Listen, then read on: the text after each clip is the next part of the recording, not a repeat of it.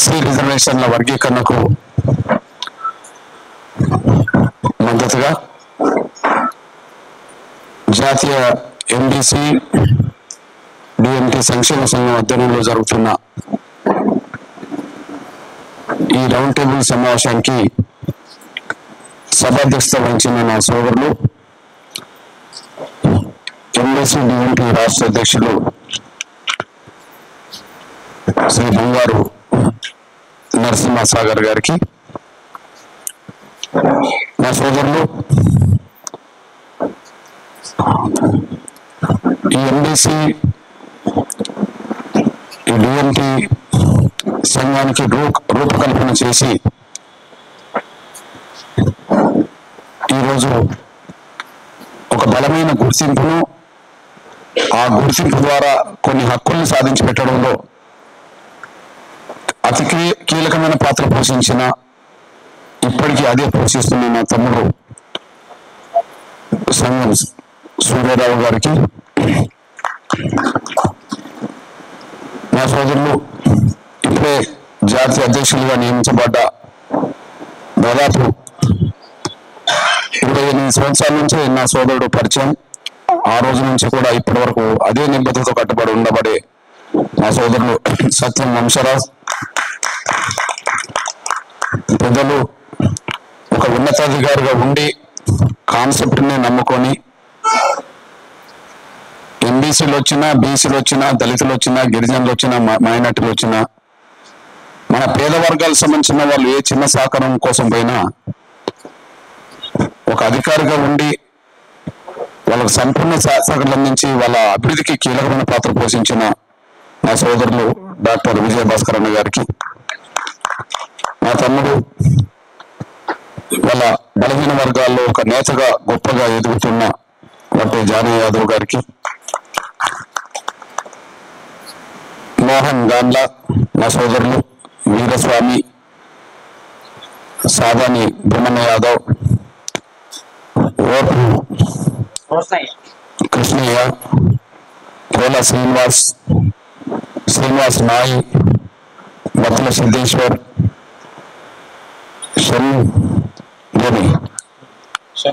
శంకర్, నా తమ్ముడు వీరేశం, సాగర్ బేగం, నా తమ్ముడు పృథ్వీరాజ్, విఠల్, దర్వంజన్న, ఎల్లన్న, ఇంకా పేర్లు చదవకపోయినా ఇక్కడ అందరి కొంత క్లుప్తంగా కొంత కనిపించట్లేదు, పేరు చదవకపోయినా వర్గీకరణకు సహకరించడానికి అండగా నిలబడడానికి వచ్చిన నా ఎంబీసీ కులాల నాయకులు నాయకురాలందరికీ ప్రతి ఒక్కరికి ముందుగా నా హృదయపూర్వక నమస్కారాలు తెలియజేస్తున్నాను. నేను చాలా సంతోషం. ఈరోజు తమ్ముడు సూర్యారావు గారితో దాదాపు 27-28 సంవత్సరాలుగా ఒక పరిచయం అనుబంధం ఉంది. దాంతోపాటు మనకు సత్యన్న కూడా మొదటి నుంచి అండగా నిలబడుతూ వచ్చాడు. ఒక అధికారిగా అన్న విజయభాస్కర్ అన్న కూడా నాకు మొదటి నుంచి పరిచయాలు ఉన్నాయి, అనుబంధం ఉంది. ఈ మాదిగ రిజర్వేషన్ పోరాట సమితి చేస్తున్న ఉద్యమం సంబంధించిన లక్ష్యం ఏందో మీ అందరికీ తెలుసు. ఎస్సీ వర్గీకరణ. ఈ ఎస్సీ వర్గీకరణకు అడుగడుగున అడ్డంకులు కల్పించే ఒక వర్గం ఉండడం వల్ల, వాళ్ళకు అన్ని రంగాల్లో పలుకుబడి ఉండడం వల్ల అది సాధించి ఒక జాతికి న్యాయం సాధించడానికి, ఒక జాతితో పాటు ఇంకా 58 కులాలకు న్యాయం సాధించడానికి దాదాపు 30 ఏళ్ళుగా పోరాటం చేయాల్సిన పరిస్థితి వచ్చేసి, ఈ పోరాటానికి ఇప్పుడు వస్తున్న అడ్డంకులను అధిగమించే దశలో జరుగుతున్న ఈ ప్రయత్నంలో అన్న చాలా సంఘాలు మద్దతు ఇస్తున్నాయి వర్గీకరణకు, ఎంఆర్పిఎస్కు.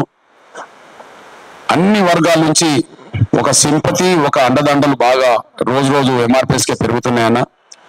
ఈ సమయంలో ఖచ్చితంగా ఎంబీసీల నుంచి డిఎన్టీ నుంచి కూడా మీకు అండదండలు అందిస్తామన్న ఒక సమావేశం మేము పెట్టుకుంటాం మీరు రాని అంటే నిజంగా ఎంతో సంతోషంగా మీ దగ్గర రావడం జరిగింది.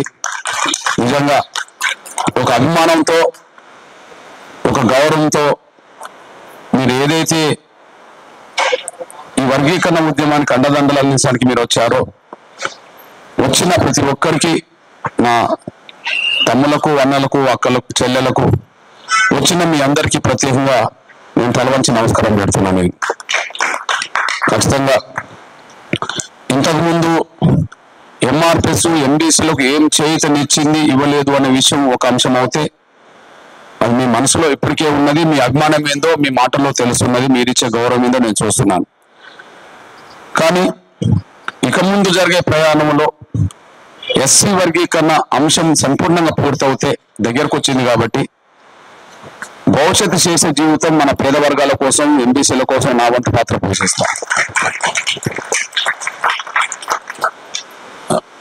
దానివల్ల మరింత మన వాళ్ళకు కొంత ఎక్కడో ఒక దిక్కు మేలు జరగడానికి ఉపయోగపడుతుంది. అంతవరకు నేను చెప్పగలుగుతాను. అంటే ఎక్కడనైనా మీ భవిష్యత్తు కోసం నిలబడతాననే మాట నమ్మకం పెట్టుకోండి. ఈ నేపథ్యంలో ఒక 2-3 విషయాలు చెప్పి ముందుకు సాగుదాం. అంబేద్కర్ సాధించిన రిజర్వేషన్ ఫలాల్లో సరే ఎస్సీలో మాల వర్గం ఎక్కువ అవకాశాలు పొందుతున్నది. మాదిగలతో పాటు ఇంకా 57 కులాలకు న్యాయం జరగలేదు. విద్య, ఉద్యోగ, సంక్షేమ, రాజకీయ రంగాల్లో ఏ లెక్కలు చూసినా ఉమ్మడి ఆంధ్రప్రదేశ్లో జనాభా చూసినా మాదిగలు మెజార్టీగా ఉన్నారు. తెలంగాణలో చూసినా మాదిగలు ఇంకా మెజార్టీగా ఉన్నారు.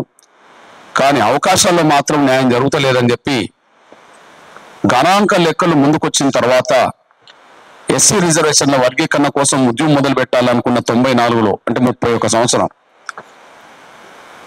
నేను 2 అంశాలు పరిగణలోకి తీసుకున్నా. ఎస్సీ వర్గీకరణ సాధ్యం కావాలంటే సాధ్యం అవుతుందా లేదని విషయం చెక్ చేసుకున్నప్పుడు 2 విషయాలు ప్రామాణికంగా చూసుకున్నా. ఈ రాష్ట్రంలో, ఉమ్మడి రాష్ట్రంలో బీసీ వర్గీకరణ అమలు జరుగుతుంది. బీసీలో ఏబిసిడి వర్గీకరణ ఉన్నప్పుడు ఎస్సీలో వర్గీకరణ ఎందుకు ఉండకూడదు అనే ఒక ప్రశ్న ఉత్పన్నం కావడం దారితీసింది. అంటే ముందు వర్గీకరణ ఉద్యమం మొదలు పెట్టడానికి బీసీలో వర్గీకరణ ఉండడమే దానికి ప్రధాన కారణం. బీసీలో ఎవరి వాటా వాళ్లకు విద్యా ఉద్యోగ రంగంలో కొంత అందుతున్నప్పుడు అదే సూత్రం ఎస్సీలో కూడా ఎవరి వాటా వాళ్ళకు దక్కే విధంగా ఉండడం న్యాయం కదా అనే ఆలోచన రావడానికి బీసీ వర్గీకరణ అప్పటికే ఉండడం ఒక కారణం. సరే, రాజ్యాంగంలో ఏమున్నది? రాజ్యాంగం రాసిన డాక్టర్ బాబాసాహెబ్ అంబేద్కర్ ఏమన్నాడు, ఆయన ఆలోచన ఎట్లా ఉంటుందని చెప్పి కూడా నేను డాక్టర్ బాబాసాహెబ్ అంబేద్కర్ గ్రంథాన్ని కూడా తీసుకున్నా. ఆయన రాసిన మొదటి వాల్యూంలోనే స్పష్టంగా ఒక మాట ఉంటది. నేను సాధించిన రిజర్వేషన్ల ఫలాలు దళితుల్లో ఏ ఒక్క కులం కోసమో నేను సాధించలేదు. దళితుల్లో ఎన్ని కులాలు ఉన్నాయో అన్ని కులాలకు న్యాయం జరిగేలాగా ఉండాలి. అందులో ఏ ఒక్క కులం తమ జనాభా కంటే మించి రిజర్వేషన్ ఫలాలు పొందొద్దు. ఒక కులం తమ జనాభా కంటే మించి రిజర్వేషన్ ఫలాలు పొందితే అదే దళితుల్లో మిగతా కులాలకు అన్యాయం జరిగినట్టు అవుతుంది. కాబట్టి నేను సాధించిన రిజర్వేషన్ల ఫలాలు జనాభా దామాష ప్రకారం పంచుకోవాలని చెప్పి నా రాశాడు. బీసీలో వర్గీకరణ కళ్ళ ముందు అమలు జరుగుతుంది. రాజ్యాంగం రాసిన అంబేద్కర్ కూడా దళితుల్లో అందరు పంచుకోవాలని రాసినప్పుడు ఇక న్యాయం కోసం పోరాటం మొదలు పెడదామని చెప్పి 94లో పోరాటం చిన్నగా మొదలైంది. ప్రకాశం జిల్లాలో ఒక కుగ్రామంలో మొదలైంది. అప్పుడు ఒక 15-20 మంది కార్యకర్తలు, నాయకులతో పోరాటం మొదలైంది. ఆ పోరాటం మొదలు పెట్టే సమయానికి ఒక మాట అనుకున్నాం. చిన్నగా ఒక గ్రామంలో మొదలవుతుంది కదా, ఇది మండలాలకు విస్తరించి, జిల్లాలకు విస్తరించి ఉమ్మడి రాష్ట్రంలో ఒక బలమైన ఉద్యమం నిర్మించాలి కదా. అంబేద్కర్ చెప్పినట్టుగా బోధించు, సమీకరించు, పోరాడని ఒక నిర్ణయానికి రావాలి కదా. పోరాటం మొదలు పెట్టిన తర్వాత ముందుకు సాగుతున్న సమయంలో కొన్ని అడ్డంకులు వస్తాయి, కొన్ని అవకాశాలు వస్తాయి. పోరాటం మొదలుపెట్టి ముందుకు సాగుతున్న సమయంలో కొన్ని అడ్డంకులు వస్తాయి. అది పాలకుల నుంచి రావచ్చు, వర్గీకరణ వ్యతిరేకించే స్వార్థపరుల నుంచి రావచ్చు, లేదా వర్గీకరణ కోరుకుంటున్న వాళ్ళలో కూడా కొంతమంది స్వార్థపరులై పాలకులకు అమ్ముడుపై ఉద్యమానికి ద్రోహం చేసే వాళ్ళ వల్ల కూడా కావచ్చు. ఏదైనా కొన్ని అడ్డంకులు వస్తాయి. ఆ అడ్డంకులు ఏ స్థాయిలో ఉన్నా ఆత్మస్థైర్యం కోల్పోకుండా ఉద్యమం చేయాలని చెప్పి ఆ రోజు అనుకున్నాం. అడ్డంకులు ఏ స్థాయిలో ఉన్నా, పాలకొండ వచ్చినా, స్వార్థపరుడు వచ్చినా, ఎవరు వచ్చినా, అంటే ముందు పోట్లు జరిగినా, వెనక పోట్లు జరిగినా, పక్క పోట్లు జరిగినా, లక్ష్యం చేరేంత వరకు మాత్రం మడమ తిప్పకుండా పోరాటం చేయాలి, ఆత్మస్థైర్యం కోల్పోవద్దు అని. రెండు, ఈ పోరాటం ముందుకు సాగుతున్న కొద్దీ ప్రజల్లో నాయకులకు గుర్తింపు వస్తుంది. ఈ పోరాటం ముందుకు సాగుతున్న కొద్దీ సమాజంలో ఆ పోరాటాన్ని ముందుకు నడిపే సంఘాన్ని పెట్టిన వాళ్ళకు గుర్తింపు వస్తుంది. ఆ గుర్తింపు వచ్చినాక పాలక పార్టీలు వ్యక్తులను దగ్గర తీసుకొని అవకాశాలు ఇచ్చే ప్రయత్నం చేస్తుంటాయి. నాయకుల మీద ప్రేమ కాదు, నాయకులు అనుకుంటబడే ఓట్ల మీద ప్రేమ. నాయకుల మీద ప్రేమ కాదు, ఆ నాయకుల వెనుక ఉండబడే తయారైన ఓట్ల మీద ప్రేమ ఉండి ఆ నాయకులను దగ్గర పెట్టుకునే ప్రయత్నం చేయడానికి పదవులు ఇచ్చే ప్రయత్నం చేస్తాయి. అప్పుడు అనుకున్నది ఏంటంటే, ఈ లక్ష్యం చేరేంత వరకు ఎంతకాలమైనా పర్లేదు కానీ ఎలాంటి పదవులకు తీసుకోవద్దు, ఏ పార్టీ ఎన్ని అవకాశాలు ఇచ్చినా ఆ పార్టీలు ఇచ్చే అవకాశాలకు తలొగ్గొద్దు, లొంగిపోవద్దు అని చెప్పి ఆ ఊర్లో అనుకున్నాం. 94 జూలై 7, అంటే 30 ఏళ్ళు దాటింది. మళ్ళా జూలై 7 వస్తే 31 సంవత్సరం. అంటే 2 నిర్ణయాలు మాత్రం ప్రమాణం చేసుకున్నాం. ఒకటి, ఎన్ని సమస్యలు ఎదురైనా, ఎన్ని కష్టాలు వచ్చినా ఆత్మస్థైర్యంతో ఎదుర్కొని ముందుకు సాగాలి. ఈ ప్రయాణంలో వచ్చే అవకాశాలను కూడా నిరాకరించి ఉద్యమాన్ని నిలబెట్టుకోవాలి. ఈ రెండింటిని ఆధారం చేసుకొని ముందుకు సాగడం వల్ల నాకు తెలిసి ఈ భారతదేశంలో ఏ సామాజిక ఉద్యమం మీద జరగనన్ని నిర్బంధాలు, కుట్రలు, కుతంత్రాలు జరిగినా ఆత్మస్థైర్యంతో ఉద్యమం నిలబెట్టుకుంటూ వచ్చేసాం. 2, మన తెలుగు రాష్ట్రాల్లో లేదా దక్షిణాది రాష్ట్రాల్లో ఎవరికి రాని అవకాశాలు ఉద్యమ ప్రయాణంలో నాకు వచ్చినాయి. ఎవరికి రాని అవకాశాలు, పదవులు ఉద్యమ ప్రయాణంలో నాకు వచ్చినాయి. ఇప్పుడు 94లో ఉద్యమం మొదలు పెడితే సరిగ్గా 98కే నాకు చంద్రబాబు నాయుడు గారు పెద్దపల్లి పార్లమెంట్ ఇచ్చాడు. నేను చంద్రబాబు నాయుడు గారిని 96లోనే మీటింగ్ పిలిచి ముఖ్యమంత్రిగా మా వర్గీకరణ సమస్య గురించి మాట్లాడమని చెప్పాను. ఇప్పుడు మీరు చూసే ఫోటో 96ది, చంద్రబాబు నాయుడు గారు అప్పుడు ముఖ్యమంత్రి. మీరు చూసే ఫోటో 96, చంద్రబాబు నాయుడు గారు ముఖ్యమంత్రి. మాదిగలకు న్యాయం చేస్తాం అంటే 29 ఏళ్ల క్రితం సంగతి చెప్తున్నాను. ఓకే, ఆయన చంద్రబాబు నాయుడు గారు నాకు అప్పటికే లక్షల మందిని కూడగడుతున్నాం. 96లో బషీర్బాగ్ ప్రాంతాన్ని లక్షల మందితో దిగ్బంధం చేశాం. 97లో ట్యాంక్ బండ్ను మొత్తం దిగ్బంధం చేశాం. 97లో 20 లక్షల మందితో హైదరాబాద్ నగరాన్ని దిగ్బంధం చేశాం. అప్పుడు ఒక మాట అన్నాడు, కృష్ణ నేను ఏబిసిడి చేస్తా, నీ సహకారం కావాలి అని. కృష్ణ ఏబిసిడి చేస్తా, నీ సహకారం కావాలన్నాడు. వర్గీకరణ అడ్డుకునే వాళ్ళకు పలుకుబడి ఉన్నది, వర్గీకరణ కోరుకునే పోరాటం చేస్తున్న వాళ్ళకు బలం లేదు. జనం ఉన్నమాట నిజమే కానీ ఇతరత్ర రంగాల్లో బలం లేదు, ఆర్థికంగా రాజకీయంగా బలం లేదు. కాబట్టి చేస్తానన్న వ్యక్తే ముఖ్యమంత్రి అయినప్పుడు ఆయనతో చేయించుకోవాలని చెప్పి, కృష్ణ నేను ఏపీసీడీ చేస్తా కానీ నీ సహకారం కావాలి అన్నాడు. 98లో చంద్రబాబు నాయుడు గారికి నేను మద్దతు ఇచ్చా. ఇది పోస్టర్. అప్పుడు చంద్రబాబు నాయుడు గారు నాకు పెద్దపల్లి పార్లమెంట్ టికెట్ ఇచ్చాడు. ఆయన ప్రకటన చేసిన దాంట్లో నాకు ముందు పేరు వచ్చింది, లాల్జాన్ భాషకు 2వ పేరు వచ్చింది, ఎర్రం నాయుడుకి 3వ పేరు వచ్చింది అట్లా లిస్ట్లో.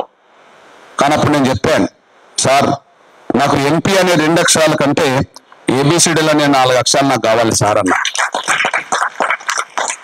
సార్ ఎంపీ అయితే నేను బాగుపడతా, నా కుటుంబం బాగుపడితే, నా చుట్టూ 100 మంది బాగుపడతారు, కానీ ఏబిసిడి వర్గీకరణ జరిగితే నా జాతి బాగుపడుతుంది, సమాజం బాగుపడుతుంది సార్, నాకు అవసరం లేదు సార్ అని చెప్పాను.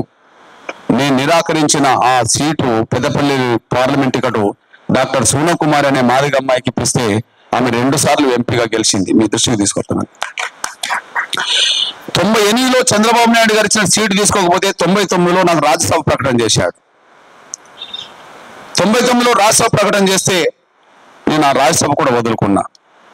అప్పుడు సూర్యాపేట నుంచి మాజీ ఎమ్మెల్యేగా ఓడిపోయిన ఆకరపు సుదర్శన్, తమ్ముడు నీకు ఇస్తానన్న సీటు నువ్వు తీసుకోవట్లేదని చెప్పి పేపర్లు వస్తుంది, ఏదో నువ్వు సాయం చేస్తే నాకు వస్తుంది, కష్టంలో ఉన్నా అంటే ఆయన తీసుకెళ్లి సార్ ఓడిపోయినాడు కదా నాకు ఇస్తానన్న సీటు మా ఓడికి సార్ అంటే ఆయన రాజ్యసభ సభ్యుడు అయిపోయాడు ఆకరపు సుదర్శన్. ఈ వర్గీకరణ సాధించే లక్ష్యంలో భాగంగా సాధించుకొని ఫలితాలు అనుభవిస్తున్న సమయంలో మళ్ళీ మాలలు దాన్ని వెనుకకు నెట్టేశారు. తిరిగి మళ్ళీ కాంగ్రెస్ ప్రభుత్వం మీద, అప్పుడు కాంగ్రెస్ ప్రభుత్వం వచ్చింది. కాంగ్రెస్ ప్రభుత్వం వచ్చిన తర్వాత ఏబిసిడి వర్గీకరణ చేస్తా అని రాజశేఖర్ గారు కూడా కొంత ముందుకు వచ్చేశారు. లక్షల మందిలో రాజశేఖర్ గారిని కూడా పిలిచి మాట్లాడా. లక్షల మందిలో హైదరాబాద్, విజయవాడలో లక్షల మంది మీటింగ్ పెట్టి రాజశేఖర్ గారితో మాట్లాడా. వర్గీకరణ చేపిస్తా కృష్ణ అని అన్నాడు. ఇందులో ఉన్నాయన్ని, ఈ పేజీలన్నీ రాజశేఖర్ గారు ముఖ్యమంత్రి హోదాలో వర్గీకరణకు అనుకూలంగా ఎన్ని సందర్భాలు మాట్లాడిండో అవన్నీ ఇందులో రికార్డు ఉంటాయి. కానీ మళ్ళీ రాజశేఖర్ గారు ఒక మాట అన్నాడు, కృష్ణ నేను ఏబిసిడి చేస్తా కానీ మరి నీ సహకారం కావాలి కదా అని అన్నాడు. కృష్ణ ఏబిసిడి నేను చేస్తా, నీ సహకారం కావాలంటే నాకు కావాల్సింది సహకారమే కదా, నా జాతిని గెలిపించుకోవాలి కదా అని చెప్పి, సరే సార్ నువ్వేం చేయమంటే నేను చేస్తా సార్ అన్న. కాంగ్రెస్ పార్టీకి మద్దతు ఇవ్వరాదు అన్నాడు. నేను కాంగ్రెస్ పార్టీకి మద్దతు ఇచ్చా. అప్పుడు పిసిసి అధ్యక్షుడు కేశవరావు గారు, చూడండి కేశవరావు గారు, నేను, రాజశేఖర్ గారు, అదే మన జీవన్ రెడ్డి, అప్పుడు ఉప ఎన్నికలు జరుగుతున్న సమయం. ఓకే, ఆ సమయంలో నాకు రాజశేఖర్ గారు జూపుడి ప్రభాకర్ రావును నన్ను ఒక తెల్లారగట్ల పిలుచుకొని, కృష్ణ ప్రభాకర్ మీరిద్దరూ వర్గీకరణ మీద మీరు మాట్లాడబాకండి, కృష్ణ నువ్వు వర్గీకరణ కావాలని డిమాండ్ చేసి మాట్లాడకు, ప్రభాకర్ నువ్వు వర్గీకరణ వ్యతిరేకిస్తూ మాట్లాడకు, వర్గీకరణ చేయాలన్నా వద్దా అనేది నేను తెలుసుకుంటా, తను తెలుసుకుంటాడట. వర్గీకరణ చేయాలన్నా వద్దా నేను తెలుసుకుంటా, మీరిద్దరు చెరో కులం నుంచి ఎదిగిన నాయకులు కదా, మీ ఇద్దరికి ఎమ్మెల్సీ ఇచ్చి ఇద్దరిని మంత్రి పదవిలో తీసుకుంటా, ఈ వర్గీకరణ అంశాన్ని వదిలిపెట్టాను అని అన్నాడు. అప్పుడు ఆయన అన్నప్పుడు ఒక సూర్యుడే సాక్ష్యం, ఆయన వెనుక ఉన్న సూర్యుడు ఉంటాడు తెల్లంటికలను, తెల్లారగట్ల 4:30. రాజశేఖర్ గారు ఆ మాట అన్నాడో లేదో, ఆ అన్నస్థానంలో కూర్చున్న మా జూపుడు వచ్చి ఆయన కాళ్ళ మీద పడ్డాడు. నేను లెఫ్ట్ వైపు కూర్చున్నా, నేను నిలబడ్డా. ఆయన కాళ్ళ మించి నా లేతలేడు కానీ రాజశేఖర్ గారు నా వైపు చూస్తాడు. ఏం కృష్ణ అన్నాడు. సార్ ఆయనకు ఎమ్మెల్సీ కావాలి కాబట్టి నీ కాళ్ళ మీద పడ్డాడు సార్, నాకు ఏబిసిడి కావాలి నిలబడ్డా సార్, వెళ్ళిపోతున్నా అన్న. అంతేనా అన్నాడు. అంతేనా అన్నాడు. అవును సార్ నాకు అదే కావాలి అన్నాడు. తీసుకుంటే తప్పింది అన్నాడు. వర్గీకరణ జరిగేంత వరకు నేను ఎలాంటి పార్టీలో చేరను, ఏ పదవి తీసుకోను సార్, అది నా కమిట్మెంట్, నేను అంతకే కట్టుబడి ఉంటాను అన్నాడు. ఇక నేను పోతుంటే నా ఎంబడి పడ్డాడు జూపిడి, అన్న ఇద్దరం తీసుకుందామని. అరే నువ్వు మునిగేది మునుగని నన్ను ఎందుకు ముస్తారో నాయన అని చెప్పి, నీ కమ్యూనిటీకి ఇంట్రెస్ట్ కాదు, నువ్వు కమ్యూనిటీని అడ్డు పెట్టుకుని పదవి సంపాదించుకోవడం నీకు ఇంట్రెస్ట్, నాకు నా కమ్యూనిటీ ఇంట్రెస్ట్, జాతిని గెలిపించుకోవాలని. ఆయన ఎమ్మెల్సీ అయిపోయాడు. ఈ విషయం తెల్లారగట్ల జరిగింది ఎవరికి తెలియదు కానీ పేపర్లో లీక్ అయిపోయింది. ఢిల్లీలో కేశవరావు గారు ప్రకటన చేసిండు, ఎమ్మెల్సీ ఇద్దరికి ఇస్తామన్నాం, మాలమోహన్ లీడర్కు, మాదిగ దొండర లీడర్కి ఇద్దరికి ఇస్తానన్నాం, కానీ జూపుడి తీసుకోవడానికి సిద్ధపడ్డాడు, కృష్ణమాదిగ తీసుకోవడానికి సిద్ధంగా లేడు అని చెప్పి స్టేట్మెంట్ ఇచ్చేశారు. ఆ స్టేట్మెంట్ వచ్చిన తర్వాత మనకు డి రాజేశ్వరరావు అని చెప్పి నిజామాబాద్ జుక్కల్లో ఓడిపోయింది. అప్పుడు తను నా దగ్గరకు వచ్చి, అన్నా నేను ఓడిపోయి కష్టాల్లో ఉన్నా, నువ్వు తీసుకొని అంటున్నావు అని చెప్పి పేపర్లు వచ్చింది కదా, నువ్వు వచ్చి రాజశేఖర్ గారికి చెప్తే నేను ఎమ్మెల్సీ అయిపోతానంటే, సరే కష్టాలు ఉన్నాడు కదా అని చెప్పి తీసుకెళ్లి రాజశేఖర్ గారికి నాకు ఇచ్చేది మా వాడికి అని చెప్తే ఆయన ఎమ్మెల్సీ అయిపోయాడు. 99లో చంద్రబాబు నాయుడు గారు, 99లో మళ్ళా 2009లో మళ్ళీ రాజశేఖర్ గారు వరంగల్ పార్లమెంట్ సీటు కోసం నాతో చర్చలు జరిపాడు. తనును కేవీపీ రామచంద్రరావు గారు నేను మాట వినానని చెప్పి ఒక గదికి రప్పించుకొని 1-2 గంటలు నాతో చర్చ పెట్టాడు. లేదు నేను తీసుకోనని చెప్పడం జరిగింది. అది పేపర్లకు వచ్చింది. అప్పుడే సిరిసిల్ల రాజయ్య కాంగ్రెస్ పార్టీ నుంచి ఎంపీ అయిపోయాడు. 2012-13 వైఎస్ఆర్సిపి జగన్ పెట్టిన కొత్తలో వర్గీకరణ మీద ఆయనతో మాట్లాడడానికి వెళ్ళినప్పుడు కృష్ణన్న నీకు నేను రాజ్యసభ ఇస్తా, పార్లమెంట్కి వెళ్ళి రాజ్యసభలు ఉండరాదు అని అన్నాడు. లేదు లేదు నాకు అవసరం లేదని చెప్పడం జరిగింది. సరే అదొక కోణం. మొన్న బీజేపీ విషయం మీ అందరికి తెలుసు. గౌరవ ప్రధానమంత్రి నరేంద్ర మోడీ గారు మన మీటింగ్ వచ్చిన తర్వాత అన్ని పేపర్లు రాసినాయి, కృష్ణన్నకు వరంగల్ పార్లమెంట్ సీటు ఖాయమైపోయింది అని చెప్పి అన్ని పేపర్లు అన్ని టీవీలు ప్రధానంగానే రాసి చూపించినాయి. అది కొంత వాస్తవమే, అంటే నాకు ఇస్తానన్నది కూడా వాస్తవమే. కానీ నేను ముందు ఏ మాటకైతే కట్టుబడి ఉండాలో దానికే కట్టుబడి ఉండాలి. కాబట్టి నేను వద్దంటే ఆ టికెట్ ఆరూరు రమేష్కి వచ్చేసి. నేను ఎందుకు చెప్తున్నా అంటే ఈ 30 ఏళ్ల ప్రస్థానంలో ఆ ఊర్లో మేము ఏం ప్రమాణం చేసుకున్నామో ఆ ప్రమాణానికే కట్టుబడి ఉద్యోగం నడుపుకుంటూ వచ్చేసాం. ఇందుకు నాకు బాధ లేదు, గర్వంగానే ఉన్నది. ఇందుకు నాకేం బాధ లేదు, వచ్చిన పదవులు పోయినాయి అని చెప్పి నాకు బాధ లేదు. కొన్ని సమస్యలు, కుట్రలు, కొన్ని కుతంత్రాలు వచ్చినప్పుడు, నిర్బంధం, జైళ్ళు ఇవన్నీ జరిగినప్పుడు మేమేమి భయపడలేదు. ఎందుకంటే ఒక జాతికి న్యాయం జరగాలంటే, సమాజానికి న్యాయం జరగాలంటే నిజాయితీగా కట్టుబడి పోరాటం చేయాలని చెప్పి దానికి కట్టుబడి ముందుకు సాగడం జరిగింది. మీ సోదరుడిగా చెప్తున్నాను, చాలా మంది కృష్ణన్న ఇప్పుడు నరేంద్ర మోడీ గారి దగ్గర ఆయన బీజేపీ అంటారు. నా ఒంటి మీద 94లో నల్ల కండువే ఉన్నది, 2025లో నల్ల కండువే ఉన్నది, భవిష్యత్తులో కూడా నల్ల కండువే ఉంటుంది. నేను ఏ పార్టీలో చేరింది లేదు, ఏ పార్టీలో చేరేది లేదు. నా గొంతు నా పేద వర్గాలకు ఉపయోగపడితే చాలనుకునే మనిషిని నేను. నాకు ఏదైనా శక్తి ఉంటే ఆ శక్తి మన వాళ్ళకు అందిస్తే సరిపోతుంది అనుకునేవాడిని నేను. అంతవరకే తప్ప నేను ఏ పార్టీలో చేరింది లేదు, చేరేది కూడా లేదు. మీరే చెప్పండి, ఎస్సీ వర్గీకరణ చేస్తామంటే నేను చంద్రబాబు నాయుడుకి మద్దతు ఇచ్చాను. కేసీఆర్ ఎస్సీ తెలంగాణకు సై అంటే కాంగ్రెస్తో పొత్తు పెట్టుకోలేదా? తెలంగాణకు సై అంటే మళ్ళీ టీడీపీతో పొత్తు పెట్టుకోలేదా? ఒక కాజు మీద ముందుకెళ్తున్నప్పుడు ఎవరు ఆ కాజుకు సపోర్ట్ చేస్తే ఆ కాజుకు అండగా నిలబడేటోళ్ళు స్నేహం చేయడం అనేది సహజంగా జరిగేది. అందులో చంద్రబాబు నాయుడు గారు వర్గీకరణ చేస్తా ఉంటే చంద్రబాబు నాయుడుకి అండగా ఉన్న మాట నిజమే, నేను చంద్రబాబు పార్టీలో చేరలేదు. రాజశేఖర్ గారు వర్గీకరణ చేస్తామంటే రాజశేఖర్ గారికి అండగా వాస్తవమే. రాజశేఖర్ గారితో ఏంది, నేను సోనియా గాంధీ దగ్గరికి వెళ్ళి వర్గీకరణ గురించి నేను మాట్లాడిన సందర్భాలు ఉన్నాయి. పోయి ఒకే వేదిక మీద సోదరులు రాహుల్ గాంధీ గారు నేను ఒకే వేదిక మీద కలిసి మాట్లాడిన సందర్భాలు, మీటింగ్లో పెట్టుకున్న సందర్భాలు కూడా ఉన్నాయి. రాహుల్ గాంధీతో మాట్లాడిన సందర్భాలు ఉన్నాయి. ఈ దేశంలో ఉండబడే 90% పార్టీల ప్రధాన నాయకులతో అంతో ఇంతో నాకు సంబంధాలు ఉన్నాయి. అన్ని లేఖలు నేను రాయించా. అందరితో ఎస్సీ వర్గీకరణ మీద ఈ దేశంలో అందరి దగ్గరికి పోయి నేను మద్దతు కూడగట్టే ప్రయత్నం చేశాను. ఎస్సీ వర్గీకరణను రాష్ట్రపతి ఆమోదించిండు అప్పుడు కేఆర్ నారాయణ. ఎస్సీ వర్గీకరణను రాష్ట్రపతి ఆమోదించిండు అప్పుడు కేఆర్ నారాయణ. ఎస్సీ వర్గీకరణ కోసం ఇక్కడ జయప్రకాష్ నారాయణ పార్టీ పెట్టిన కొత్తలో నేను జయప్రకాష్ నారాయణ వర్గీకరణ సపోర్ట్ చేశాడు. ఎస్సీ వర్గీకరణ విషయంలో చిరంజీవి అప్పుడు పార్టీ పెట్టిన కొత్తలో చిరంజీవి సపోర్ట్ చేశాడు. తెలంగాణ ఉద్యమానికి సిపిఎం పార్టీ ఎంఐఎం మద్దతు లేదు, కానీ ఎంఐఎం మద్దతు అసదుద్దీన్ ఓవైసీ ఎస్సీ వర్గీకరణ సపోర్ట్ చేశాడు. తెలంగాణ ఉద్యమానికి బలమైన మద్దతుదారుడు అజిత్ సింగ్ గారు, అప్పుడు అజిత్ సింగ్ గారు కూడా వర్గీకరణకు సపోర్ట్ చేశాడు. ఓకే, తెలంగాణ ఉద్యమానికి అకాల్ దళ్ మద్దతు ఉంది లేదు పక్కకు పెట్టేసేయండి, కానీ ఎంఆర్పిఎస్ ఉద్యమానికి అకాల్ దళ్ పార్టీ కూడా అండగా నిలబడ్డది. మన అందరూ తెలుసు, మన గిరిజన నేత శిబు సోరెన్ జార్ఖండ్ ముఖ్య నేత శిబు సోరెన్ కూడా వర్గీకరణకు అనుకూలంగా లేఖ రాశాడు. శివసేన పార్టీతో ఎస్సీ వర్గీకరణకు అనుగుణంగా లేఖ రాశాడు. ఎస్సీ వర్గీకరణ మీద సిపిఎం పార్టీ ప్రధాన కార్యదర్శిగా ఉన్న రోజుల్లో ప్రకాష్ కారత్ లేఖ రాశాడు.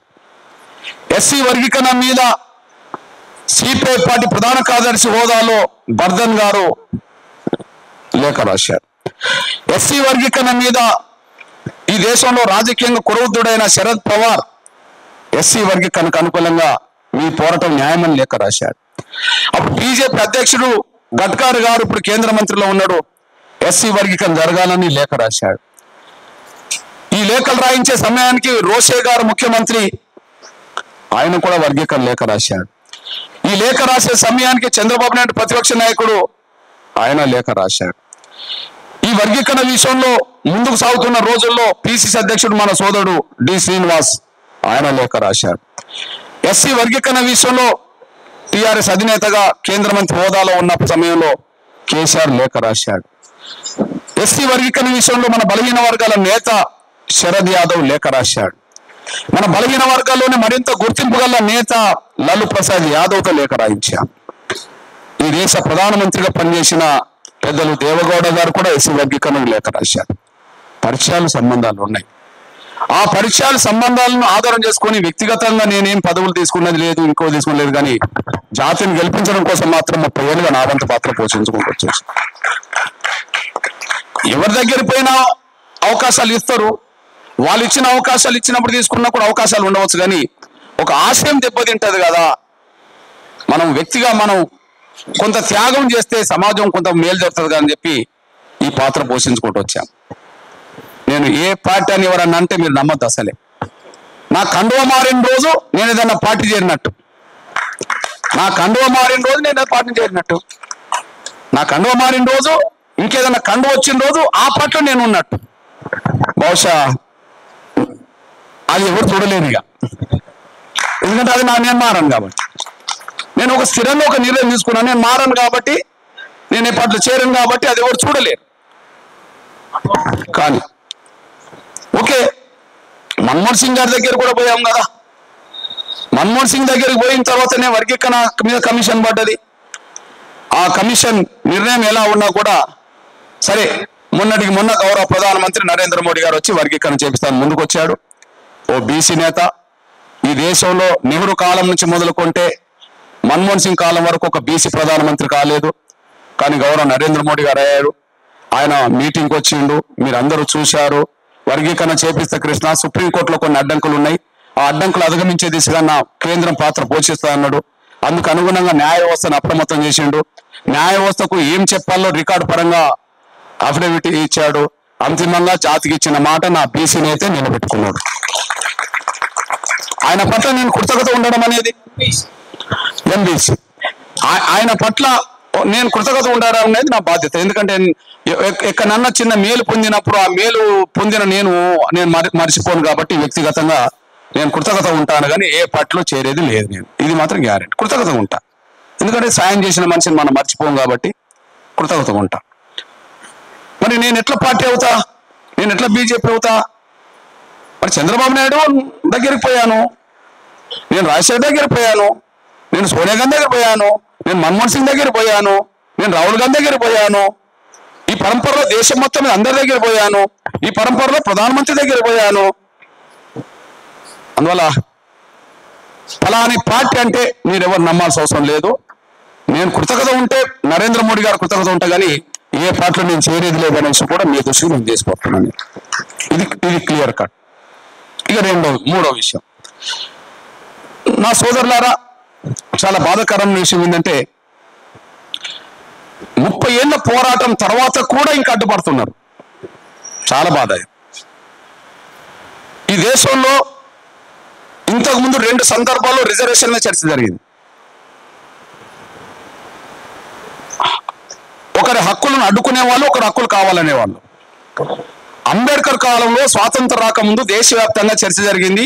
కమ్యూనల్ అవార్డు సాధించినప్పుడు ఈ దేశంలో దళితులకు రిజర్వేషన్ ఉండాలా వద్దని చర్చ జరిగినప్పుడు ఉండొద్దని చెప్పి అగ్రకులాలు, దళితులకు రిజర్వేషన్లు ఉండాలని చెప్పి దళితులు పోరాటం చేశారు. ఆ పోరాటంలో అంతిమంగా గాంధీ అంబేద్కర్ మధ్యలో ఒప్పందం జరిగింది. ఆ ఒప్పందం ఫలితమే ఇవాళ రిజర్వేషన్లు. అంటే అగ్రకులాలు కొంతకాలం అడ్డం పడ్డాయి. ఎంతకాలం అడ్డం పడ్డారు? ఒక 3-4 ఏళ్ళు అడ్డం పడ్డారు. 3-4 ఏళ్ళు అడ్డం పడ్డారు, మళ్ళీ సర్దుకున్నారు. ఇక పోనీ వాళ్ళు కూడా బాగుపడాలనుకున్నారు. ఆ రిజర్వేషన్ ఇక్కడ అమలు జరుగుతున్నాయి. 3-4 ఏళ్ళే ఘర్షణ. రిజర్వేషన్ కావాలనే దళితులకు నాయకత్వం వహించింది అంబేద్కర్ అనుకుందాం. రిజర్వేషన్లు వద్దని ఎక్కడ అగ్రకులాలకు నాయకత్వం వహించింది గాంధీ అనుకుందాం. ఎరవాడ జైల్లో దీక్ష చేసిండు కాబట్టి. కానీ మళ్ళీ సర్దుబాటు జరిగింది. 4 ఏళ్లలోనే మళ్ళీ వాళ్ళు ఒప్పుకున్నారు, అమలు జరుగుతున్నాయి కదా రిజర్వేషన్లు. తర్వాత రెండోసారి భారతదేశం మొత్తం చర్చ జరిగింది మండల కమిషన్. అప్పుడు మండల కమిషన్ రిపోర్టు అమలు జరగాలని మన బలహీన వర్గాలు దళితులు కలిసి, బీసీల కండగా దళితులు కలిసి మాకు రిజర్వేషన్ అమలు జరుగుతున్నాయి, మా బీసీలు కూడా అమలు జరగాలని చెప్పి కలిసి మండల కమిషన్ అమలు కోసం దేశంతో పోవడం జరిగింది. కానీ మండల కమిషన్ రిపోర్ట్ అమలు జరగద్దు, బీసీలకు రిజర్వేషన్ వద్దని చెప్పి అగ్రకులాలు ఉద్యమం చేసినాయి. అంతిమంగా అది కూడా సర్దుకున్నది, మండల కమిషన్ రిపోర్ట్ అమలు జరిగింది, బీసీలకు రిజర్వేషన్ వాళ్ళు అమలు జరుగుతున్నాయి 27% దేశంలో. అంతే కదా. వర్గీకరణ రిజర్వేషన్లు అడ్డుకునే వాళ్ళు 2 సార్లు ప్రవర్తన చేసిండ్రు. దళితులకు అగ్రకులాలు అడ్డం పడ్డారు, కానీ 4 ఏళ్ళలో సర్దుకున్నారు. బీసీలకు 2 ఏళ్లలో సర్దుకొని ఒప్పుకున్నారు. కానీ ఉన్నది పంచుకుందామంటే మాలలు 30 ఏళ్ళు ఎంబడి పడతాను పోయాని అమ్మ, ఇది ఎక్కడ కథ నాకు అర్థం అవుతలేదు. ఉన్నది పంచుకుందామంటే ఆ మహనీయులు సాధించిన రిజర్వేషన్ల ఫలాలు అందరం పంచుకొని అందరం బాగుపడతామంటే మేము పంచుకొని ఏమంటారు? 30 ఏళ్ళు బ్రదర్, ఎంత అంటే అగ్రకులాలన్నా దళితులకు రిజర్వేషన్లు ఇవ్వడానికి ఒప్పుకున్నట్టే కదా. ఒక 3-4 ఏళ్ళు ఘర్షణ పడి అగ్రకులాలన్నా మన బీసీలకు రిజర్వేషన్లు ఇవ్వడానికి ఒప్పుకున్నట్టే కదా మండల కమిషన్ రిపోర్ట్ అమలు జరగడం అంటే. 30 ఏళ్ళు బ్రదర్, 30 ఏళ్ళ బట్టి అడ్డుకుంటూ వస్తున్నారు. 94లో సాధిస్తే 94లో ఉద్యమం మొదలు పెడితే 97లో వర్గీకరణ జరిగింది, దాన్ని 97లో అడ్డుకున్నారు. చివరికి రాష్ట్రపతి ఆమోదంతో మళ్ళా సాధిస్తే కేఆర్ నారాయణ్ దాన్ని మళ్ళీ అడ్డుకున్నారు 2004లో. తిరిగి నిలబెట్టడం కోసం మళ్ళీ 20 ఏళ్ళు మళ్ళీ పోవడం చేయాల్సి వచ్చింది. 94, 2004 10 ఏళ్ళు, 2004 నుంచి 2024 మళ్ళీ 20 ఏళ్ళు. 20 ఏళ్ల పాటు మళ్ళా పోరాటం చేసి ఉద్యమం నిలబెట్టుకుంటూ కష్టాలు పడి అందరి దగ్గరికి వెళ్ళి అందరి మద్దతుతో మళ్ళా సాధిస్తే దీన్ని అమలు జరగనీయమని చెప్పి మళ్ళీ అడ్డం పడతాను. మీరు చూస్తూనే ఉన్నారు. ఎంత దుర్మార్గం! ఎందుకు పోరాటం చేయాలి ఇంతకాలం? అగ్రకులాలే ఒప్పుకునే కదా మన బీసీలకు రిజర్వేషన్లు అమలు జరగడానికి. 3-4 ఏళ్ల ప్రక్రియలో ఒప్పుకున్నారు కదా. ఉన్నది పంచుకొని అందరం బాగుపడదామంటే 30 ఏళ్ల పాటు ఎంబడి పడితే ఎంత సమయం వృధా అయినట్టు, ఎంతకాలం ఈ పోరాటం జరగాలి? చాలా బాధ. ఈ సమయంలో నా సోదర ఎంబీసీ వర్గానికి విజ్ఞప్తి చేస్తున్నాను. సమాజం యావత్తు ఎంఆర్పిఎస్ అండగా ఉన్నది. ఇక్కడ 3 కమిషన్. ఇది నేను పుట్టక ముందు వచ్చిన లోకూర్ కమిటీ 65లో, ఇది నేను పుట్టలే. 65 జూలై 7 నేను పుట్టా, కానీ 65 జూన్ 4 ఇది రిపోర్ట్ వచ్చేసింది. నేను పుట్టక ముందు వచ్చేసింది. పెద్ద ఆయన వచ్చారు కదా కొంచెం, అంత పెద్ద ఆయన వచ్చేసి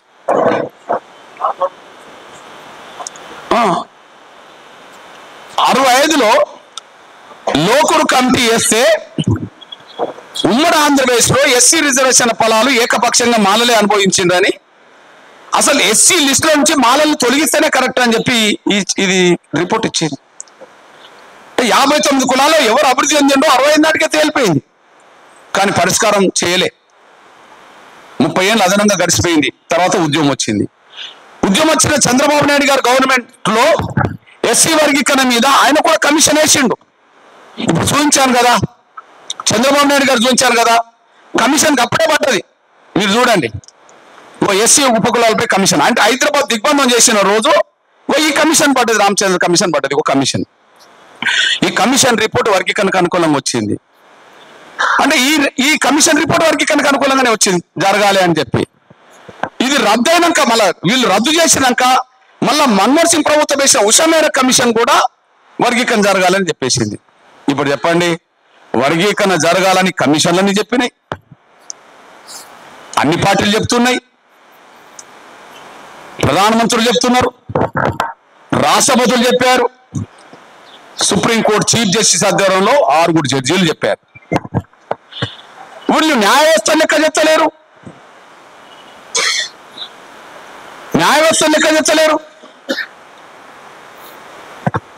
ప్రధానమంత్రి నిర్ణయాలు లెక్క చెప్తలేరు, రాష్ట్రపతి నిర్ణయాలు లెక్క చెప్తలేరు, కమిషన్లకు విలువనిచ్చలేరు. సమాజంలో ఉండే అన్ని వర్గాలు మాదిగ తండ్రికి అండగా నిలబడుతున్నాయి, అన్ని వర్గాలు నిలబడుతున్నాయి. పైన బ్రాహ్మణుల నుంచి మొదలుకుంటే ఇక్కడ వరకు వచ్చే మన ఎంపీసీ నుంచి మొదలుకుంటే దళితుల్లో ఉండబడి అట్టడుగు వర్గం అనబడుతున్న డక్కల వాళ్ళు కూడా వర్గీకరణ కోరుకుంటారు, ఒక్క మాలలు తప్ప. సమస్త సమాజం మొత్తం ఎంఆర్పిఎస్కి అండగా నిలబడుతున్నప్పటికీ వర్గీకరణ జరగనీయము అని అంటాను వాళ్ళు. మీరు చూస్తున్నారు, వర్గీకరణ జరగనీయం అంటారు. అంటే ఒక బలహీనుడు చేసే ఉద్యమానికి సమాజం ధర్మం వైపే నిలబడ్డా కూడా అధర్మం పక్షం సంబంధించిన వాళ్ళు ఎంత స్వార్థ బుద్ధితో ఆలోచిస్తుండో ఆలోచించాల్సి విజ్ఞప్తి చేస్తాను నేను. ఈ నేపథ్యంలో మీ సోదరుడిగా వాళ్ళకున్నదేంటిది, మనకు లేనిదేంటిది? వాళ్ళకున్నది ఆర్థిక బలం, మాదిగలకు లేదు. వాళ్ళకున్నది రాజకీయ బలం, మాదిగలకు లేదు. వాళ్ళకున్నది మీడియా బలం, మాదిగలకు లేదు. ఇప్పుడు మీరే చూడండి, ఇప్పుడు ఎస్సీ వర్గీకరణ మేము అడ్డుకుంటామని చెప్పి సుప్రీంకోర్టు తీర్పును కూడా మేము పట్టించుకోమని చెప్పి కాంగ్రెస్ లోనే ఉండి మేము వర్గీకరణ అడ్డుకుంటామని అంటారు. కాంగ్రెస్ మేనిఫెస్టో వర్గీకరణ ఉంటుంది, కాంగ్రెస్ డిక్లరేషన్ లో వర్గీకరణ ఉంటుంది. తెలంగాణ ముఖ్యమంత్రి రేవంత్ రెడ్డి గారు వర్గీకరణకు అనుకూలంగా అసెంబ్లీలో మాట్లాడతాడు, మల్లికార్జున్ ఖర్గే వర్గీకరణకు అనుకూలంగా మాట్లాడతాడు, రాహుల్ గాంధీ గారు వర్గీకరణకు అనుకూలంగా మాట్లాడతాడు. వాళ్ళని కూడా లెక్క చేయకుండా వర్గీకరణ జరగనివ్వు అంటారు కాంగ్రెస్ లో ఉండే వాళ్ళు. ఎంత శక్తివంతులైతే కాంగ్రెస్ నిర్ణయాన్ని ధిక్కరించి కూడా నిలబడగలుగుతుండ్రు. ఇది కాంగ్రెస్ పార్టీ తీర్మానం, Congress party manifesto, Congress party manifesto, Congress party declaration, Rahul Gandhi గారి స్టేట్మెంటు అన్నీ ఉంటాయి. కానీ అక్కడి నుండి కూడా వాళ్ళు చెప్పినా మేము వినము అని అంటారు.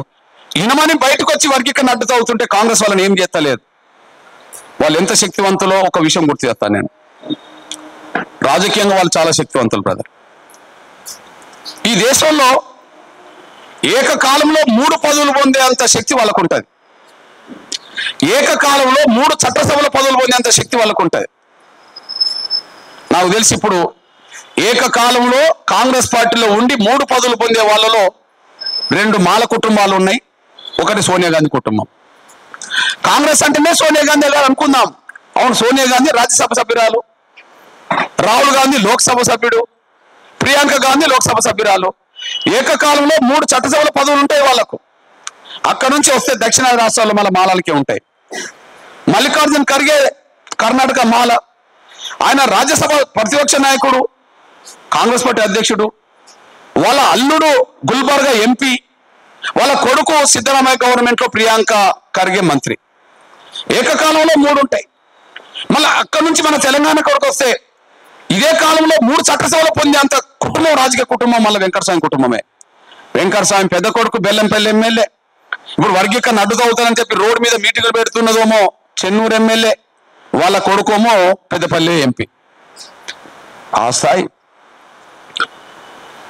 మనం అనుకుంటాం కాంగ్రెస్ అంటే రెడ్ల హవా అని చెప్పి. రెడ్ల హవా ఉన్నమాట నిజమే, కానీ వీళ్ళని అధిగమించలేరు వాళ్ళు. సాక్ష్యం చెప్తా నేను.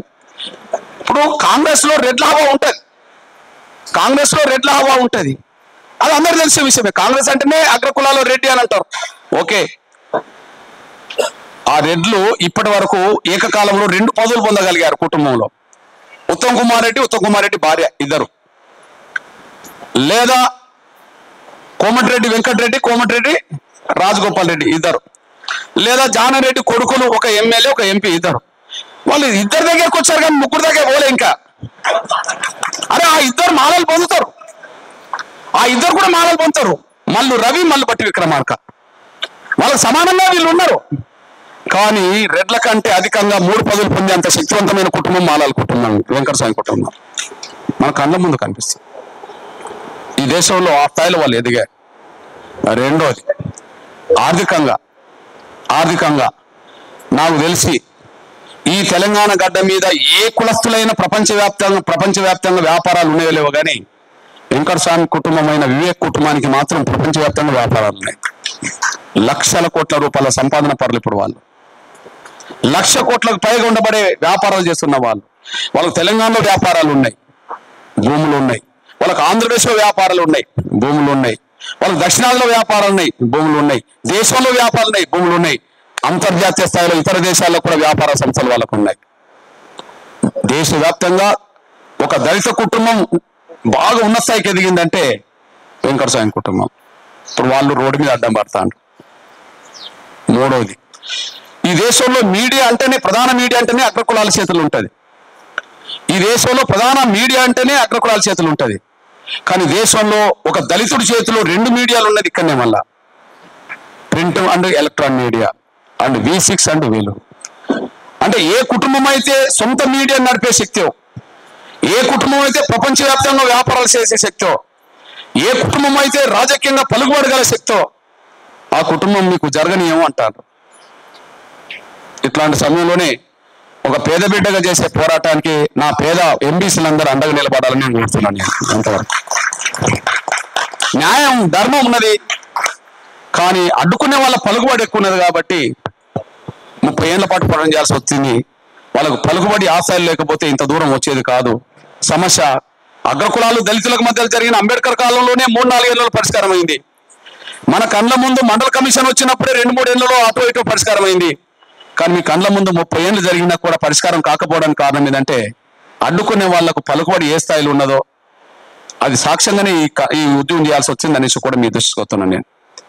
కాబట్టి నా సోదర వర్గమైన నా ఎంబీసీలు ఈరోజు ముందుకు వచ్చి మీ ప్రేమను, మీ అభిమానాన్ని మీ మాటల్లో చాటమే కాకుండా భవిష్యత్తులో జరిగే ప్రతి ప్రయాణంలో మీరు కలిసి వస్తామని చెప్పి మాట్లాడడం నాకు చాలా సంతోషం, నాకు ధైర్యం, నాకు అండగా. ఇకపోతే నేను మాదిగ రిజర్వేషన్ పోరాట సమితి లక్ష్యమైన వర్గీకరణ కోసం పోరాటం చేస్తూనే ఆయా సందర్భాన్ని బట్టి కొన్ని నిర్ణయాలు తీసుకుంటూ వచ్చేసా. ఎప్పుడు ఏ సందర్భంలో ఏ నిర్ణయం తీసుకున్నా మనం న్యాయం వైపు ఉండాలని అనుకునే వాళ్ళం అంతే. ఎప్పుడు ఏ సందర్భంలో ఒక నిర్ణయం తీసుకుంటే అది న్యాయం వైపే ఉండాలంతే. నాకు తెలిసి ఈ 30 ఏళ్లలో వర్గీకరణతో పాటు ఎన్నో సమస్యల మీద మాట్లాడినా, ఎన్నో సమస్యల మీద పోరాటం చేసినా, ఎన్నో సమస్యల మీద పేపర్లో వాయిస్ ఇచ్చినా కూడా నాకు తెలిసి అయితే ఎప్పుడు నేను న్యాయం వైపే ఉన్నాననేసి కూడా మీ దృష్టి న్యాయం వైపే ఉన్నా. ఈ నేపథ్యంలో 2004లో ఒక ముస్లిం బిడ్డ సమస్య, గుండె జబ్బు సమస్య, 2004లో ఒక ముస్లిం బిడ్డ గుండె జబ్బు సమస్య ఆసరా చేసుకొని ఒక ప్రస్థానం మొదలుపెట్టి పెద్ద ఉద్యమం చేస్తే అంతిమంగా ఆ రోజు రాజశేఖర్ గారికి ఎంఆర్పిఎస్ మధ్యలో ఎంత గొడవ జరిగిందో మీకు తెలుసు. కానీ అంతిమంగా ఆయనే దిగొచ్చిండు. వెంటనే ఆరోగ్యశ్రీ పథకం ఏర్పాటు చేసే పరిస్థితి వచ్చింది. ఆరోగ్యశ్రీ పథకం వాళ్ళు అన్ని వర్గాల పేదలు కొంత మేలు జరుగుతాయి. కాళ్ళు లేని, చేతులు లేని, కళ్ళు లేని వికలాంగుల సమాజం పక్షాన కూడా 2007 మొదలుకొని ఇప్పటికీ ఉద్యమం జరుగుతున్నది వాళ్ళ కోసం. భారతదేశంలో ఎక్కడ లేని పెన్షన్లు ఇక్కడనే పెరిగినాయి, అది మనందరం తెలుసు. వృద్ధుల వితంతుల పెన్షన్ పెరిగినా, ఒంటరి మహిళల పెన్షన్ పెరిగినా అది ఎంఆర్పిఎస్ పోరాట ఫలితం. అది అందరికీ మేలు చేసింది. తెల్ల రేషన్ కార్డు బియ్యం కోట 4 కిలోలు ఉంటే అది పెరగాలని చెప్పి పోవటం చేస్తే అది 4 కిలోల నుంచి 6 కిలోల దాకా పెరిగింది. మనందరూ తెలుసు ప్రియాంక రెడ్డి అత్యాచారం హత్య గురైన తర్వాత నేను ప్రియాంక రెడ్డి కుటుంబానికి పరామర్శించాను. ఏ బిడ్డ అయినా ఆ బిడ్డ ప్రాణమే కదా అని చెప్పి. కానీ అదే సమయంలో 3-4 ఘటనలు జరిగినాయి. ప్రియాంక రెడ్డి నిందితులను కాల్చి చంపారు, కానీ ఇంకా 3-4 ఘటనలు ఎక్కడ కూడా అట్లాంటి నిర్ణయం తీసుకోలే. ప్రియాంక రెడ్డి ఘటన జరిగిన కంటే 3 గంటల ముందు వరంగల్లో మానస యాదవ్ అని మన బీసీ బిడ్డ దారుణంగా అత్యాచారం చంపబడ్డది. అక్కడికి ఎవరు వెళ్ళలే. ప్రియాంక రెడ్డి కంటే 3 రోజుల ముందు టేకు లక్ష్మి అనే ఒక బుడగజంగాల బిడ్డ అసిఫాబాద్లో దారుణంగా అత్యాచారం చంపబడ్డది. అక్కడికి ఎవరు వెళ్ళలే. సేమ్ టైం ప్రియాంక రెడ్డి కంటే 2 నెలల ముందు హాజీపూర్లో శ్రీనివాస్ రెడ్డి అనేవాడు 3 బీసీ బిడ్డల్ని దారుణంగా లిఫ్ట్ ఎక్కించుకొని ఒకరోజు లిఫ్ట్ ఎక్కించుకొని దారుణంగా చంపి బావిలో పడేసిన సంఘటన దేశం చూశారు. అతను మళ్ళా కర్నూలులో ఒక బీసీ అమ్మాయిని కూడా చంపొచ్చిండు. ఆ శ్రీనివాస్ రెడ్డి అనే ట్రైన్ మీద 4 మర్డర్ కేసులు ఉన్నాయి. ఆయన జోలికి వెళ్ళలేదు. అంటే 4 చంపిన శ్రీనివాస్ రెడ్డిని ఏం చేయలేదు, కానీ ప్రియాంక రెడ్డి కోసం మాత్రం 3 బీసీ బిడ్డల్ని, ఒక ముస్లిం పిల్లల్ని కాల్ చంపితే అంటే అగ్రకులాలకు ఒక న్యాయం, అణగారిన కులాలకు ఒక మహిళలకు ఒక న్యాయం అని చెప్పి ఎంఆర్పిఎస్ మాత్రమే ఉద్యమం చేసింది. ఆ తర్వాత జరిగిన పరిణామాల్లో ఫాస్ట్ ట్రాక్ కోర్టులు రావడానికి దారి తీసింది. ఆ విధంగా మన వర్గాల బిడ్డల అస్తిత్వాన్ని నిలబెట్టడం కోసం మనం ప్రయత్నం చేయడం జరిగింది. ఈ నేపథ్యంలో మళ్ళీ చెప్తున్నాను, ఏ సమయంలో ఏ నిర్ణయం తీసుకుంటే కరెక్టో ఆ నిర్ణయం తీసుకుంటూ వచ్చేసాం. తెలంగాణ ఉద్యమం జరుగుతున్న రోజుల్లో కేసీఆర్ కు అందరికంటే ముందు అండగా నిలబడ్డది ఎంఆర్పిఎస్. ఆయనకు దీక్ష విరమించింది ఎంఆర్పిఎస్. నేను మన జయశంకర్ గారు మాత్రమే ఎక్కువ కీలకమైన పాత్ర పోషించిన సందర్భం అది. అంటే ఏ సమయంలో ఏ నిర్ణయం తీసుకున్నా న్యాయం వైపు ఉండాలని చెప్పి. ఈ నేపథ్యంలో ఇంకో విషయం గుర్తు చేస్తున్నాను. నేను కేసీఆర్ గారు సెంటిమెంట్ కోసం తెలంగాణ తల్లి విగ్రహాలు ప్రారంభించాడు. ఏ విగ్రహాలు? సెంటిమెంట్ కోసం తెలంగాణ తల్లి విగ్రహాలు ప్రారంభించాడు.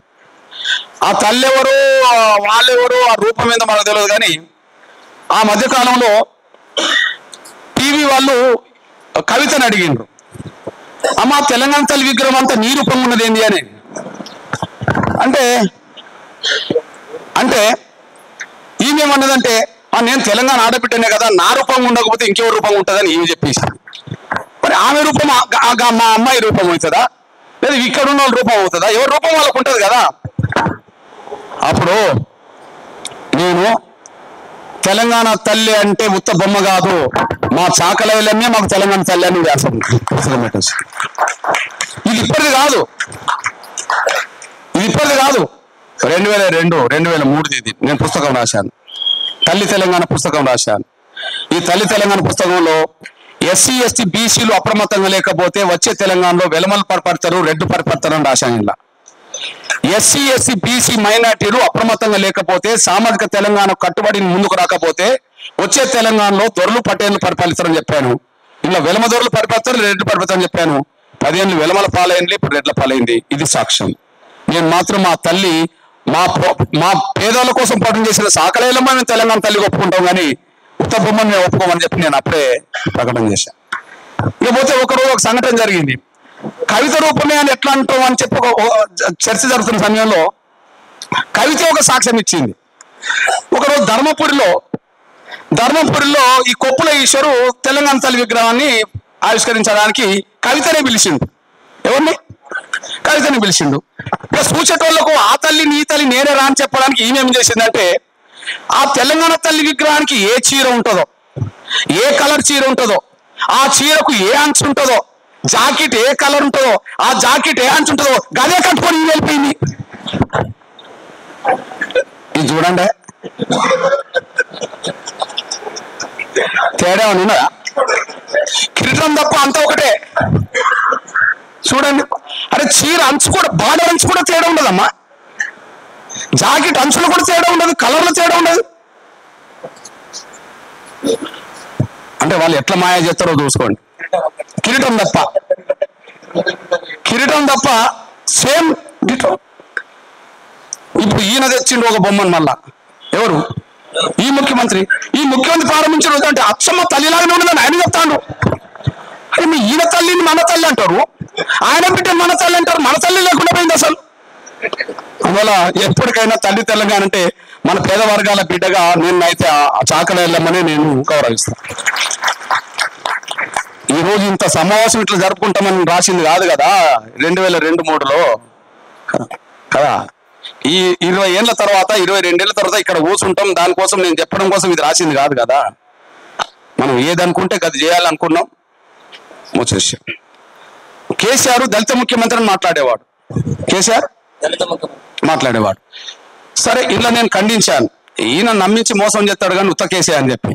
ఏది నమ్మిస్తాడు, మోసం చేస్తాడు. మళ్ళా వెలమలో రెడ్లో ఆయన కొడుకు అవుతాడని నేను ఇలా రాశాను. అప్పుడే రాశాను. ఇలా ఉంటుంది, మీరు పుస్తకం మీరు చదువుకుంటే అందులో ఉంటుంది. ఆయన అన్న అవుతాడు, ఆయన కొడుకు అన్న అవుతాడు అని చెప్పడం జరిగింది.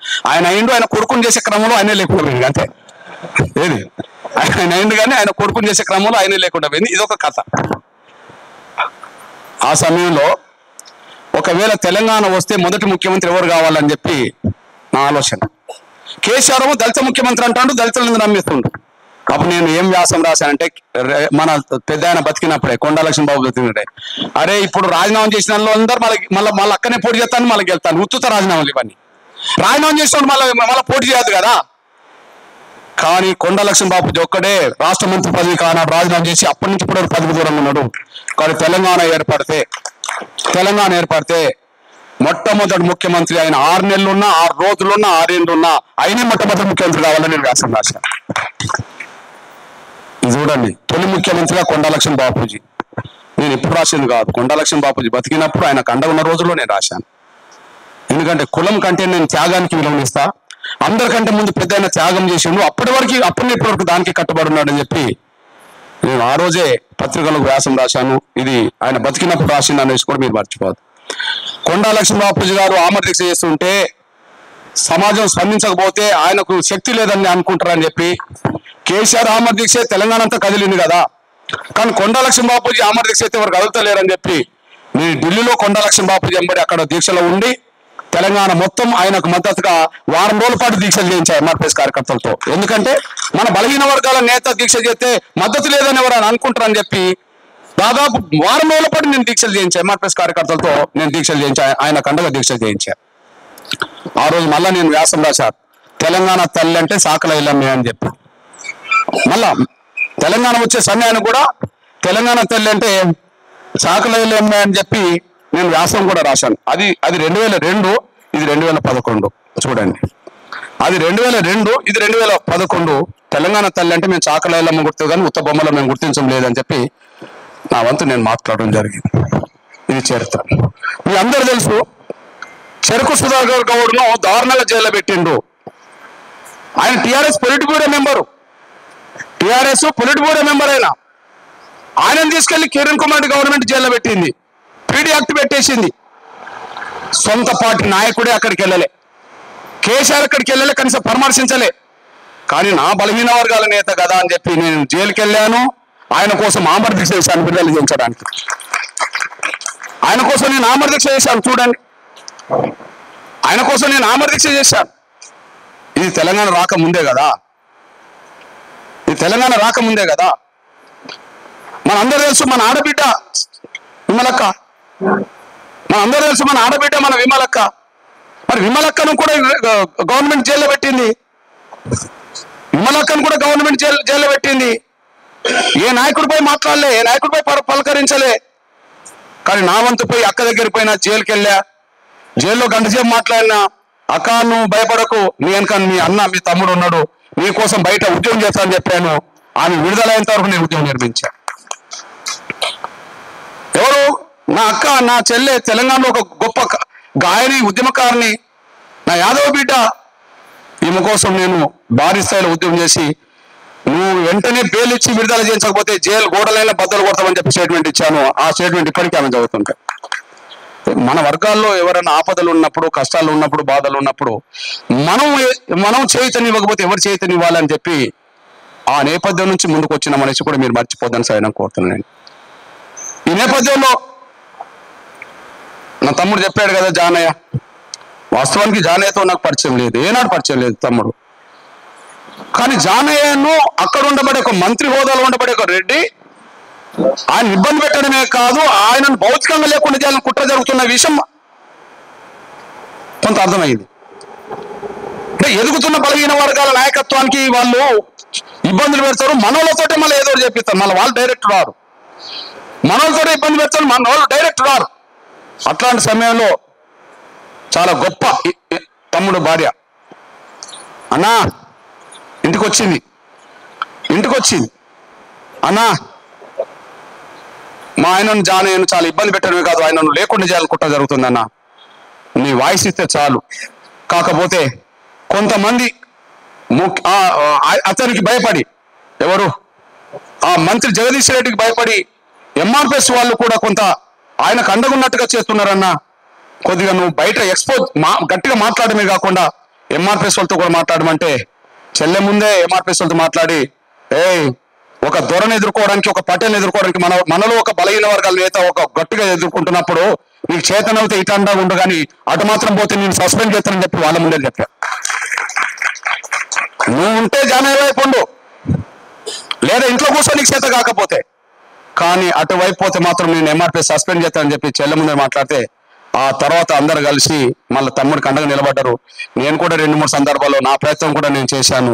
ఏదేమైనా మన బలహీన వర్గాల నేతల నుంచి ఎదుగుతున్నప్పుడు, వాళ్ళ కష్టాలు వచ్చినప్పుడు మనం అండగా ఉండాలి కదా అని చెప్పి నా వంతు పాత్ర పోషించాను. ఇవన్నీ వాస్తవం. ఈ నేపథ్యం నుండి వచ్చిందే ఎంబీసీ,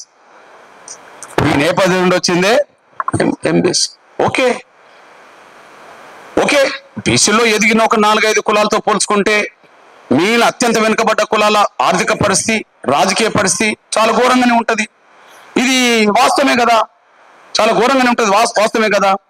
ఇట్లాంటి పరిస్థితుల్లో తమిళనాడులో బీసీ ఎంబీసీ ఉన్నది, తమిళనాడులో కరుణానిధి గారే కదా బీసీ ఎంబీసీ ఉన్నది. దానికంటే ముందు ఇంకొక విషయం కూడా చెప్తా. మన నాయి ఎవరున్నారా ఇడ, మన గాంధీ గారిని,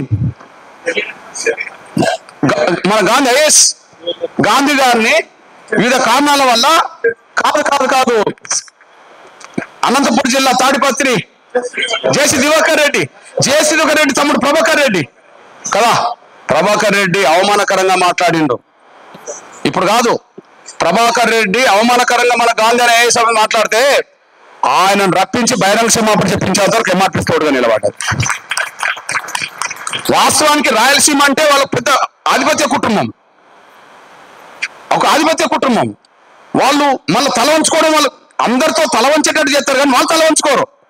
కానీ నా నాయ బ్రాహ్మణ సోదరుడికి తల వంచి క్షమాపణ చెప్పించే స్థాయికి ఎంఆర్పీస్ తీసుకొచ్చింది ఆ రోజుల్లో. గుర్తొచ్చింది కాబట్టి నేను చెప్తున్నాను. ఎక్కడ మన వాళ్ళకి అన్యాయం జరిగినా మనం అంతా ఉపకరించాలి. ఈ నేపథ్యంలో నాకు అర్థమైంది, అక్కడ బీసీ ఎంబీసీ ఉన్నది, ఇక్కడ కొంత అత్యంత వెనుకబడ్డ మన బలహీన వర్గాలకు సంబంధించిన వాళ్ళు కొంత ఆర్థికంగా శక్తి లేకుండా పోయింది, వనరులు అందుబాటులోకి రావట్లేదు, రాజకీయంగా ప్రాచుర్యం దక్కట్లేదు.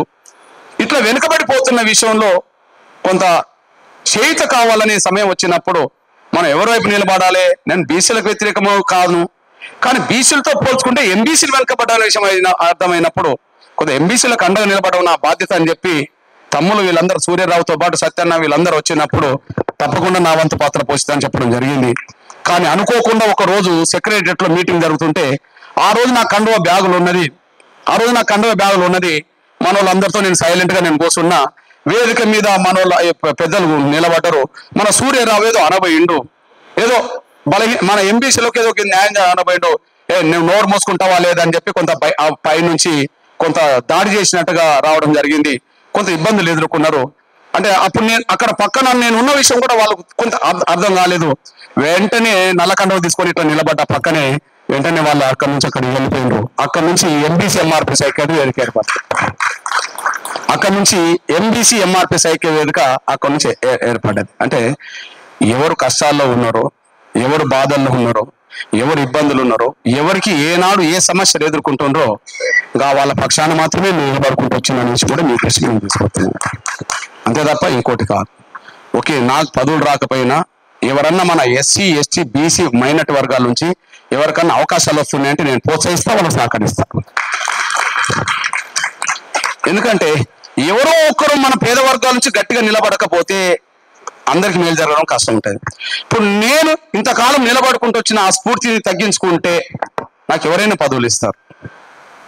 నేను ఇంతకాలం నిలబెట్టుకుంటూ వచ్చిన ఆ స్ఫూర్తిని నేను తగ్గించుకుంటే నాకు పదవులు వస్తాయి. కానీ ఆ తర్వాత మన వర్గాలందరి పక్షాన స్వతంత్రంగా మాట్లాడే గొంతులు లేవు. ఇప్పుడు మళ్ళా నా తమ్ముడు చట్టసభలకు వెళ్ళడానికి సహకరిస్తా, మీరందరూ చట్టసభలకు వెళ్ళడానికి సహకరిస్తా, నా వంతు శక్తిని కూడా మీకు తోడుగా నిలబెడతా. నేను స్వతంత్రం ఉంటే నేను నిలబెట్టగలను, మాట్లాడగలను. నేను స్వతంత్రత కోల్పోతే నేను ఒక పార్టీలో చేరిన అనుకో, ఆ పార్టీ అధినేతల నిర్ణయాన్ని నేను కట్టుబడి ఉండాలి కదా. అప్పుడు స్వేచ్ఛగా స్వతంత్రంగా మన పేద వర్గాలకి ఎక్కడ నన్ను అన్యాయం జరిగితే నేను న్యాయం గురించి గట్టిగా మాట్లాడలేను కదా. ఆ కోణంతో 30 ఏళ్ళు నడుపుకుంటూ వచ్చా. ఎంతో కొంత మన పేద వర్గాలకు సేవ చేసే అవకాశం వచ్చేసింది. భవిష్యత్తులో కూడా నా వంతు పాత్ర పోషిస్తా. మీ అందరికీ ఒక విజ్ఞప్తి చేస్తున్నా. ఇప్పుడు చెప్పాను కదా, ఒక బలమైన రాజకీయ కుటుంబం మాల కుటుంబం, ఒక బలమైన ఆర్థికంగా ఎదిగిన కుటుంబం, సొంత మీడియా సంస్థలు గల కుటుంబం వర్గీకరణ జరగనీయమంటారు. వాళ్ళు ఏంది రోజుకు మీటింగ్ పెట్టగలుగుతారు, ఎందుకంటే కోట్ల రూపాయలు ఉన్నాయి కాబట్టి. మొన్ననే ఒక మీటింగ్ పెట్టిండ్రా లేదా, కానీ రేపు మళ్ళీ మీటింగ్ పెడతామని చెప్పి ఆ మీటింగ్ పేరేం పెట్టిండంటే 1,00,000 బరిసెలతో మీటింగ్ అంట. బరిసెలతో 1,00,000 బరిసెలతో మీటింగ్ అంట. ఇది ఎక్కడ న్యాయం, ఇది ఎక్కడ ధర్మం, ఇది ఎక్కడ న్యాయం, ఎక్కడ ధర్మం? ఇట్లాంటి సమయంలో అవన్నీ వదిలిపెట్టేసేయండి. ఎప్పటికైనా స్వార్థపరులు ఓడిపోతారు, ధర్మమే గెలుస్తుంది. ఆ ధర్మాన్ని గెలిపించుకోవడం కోసం కష్టపడాల్సి వస్తుంది, బాధలు పడాల్సి వస్తుంది, నిందలు పడాల్సి వస్తుంది, ఇబ్బందులు పడాల్సి వస్తుంది. ఆయన ధర్మమే గెలుస్తుంది. అందువల్ల వాళ్ళు కొండలాగా అన్ని రకాలుగా పెరిగిపోవచ్చు, వాళ్ళ వైపు ధర్మం లేదు.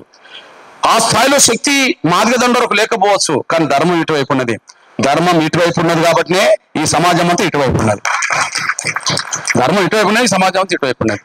మీకు ఒక విజ్ఞప్తి చేస్తున్నా, చలో 1,00,000 డప్పుల గుండె చప్పులు ఏదైతే ఉన్నదో ఫిబ్రవరి 7న జరగబోతుంది.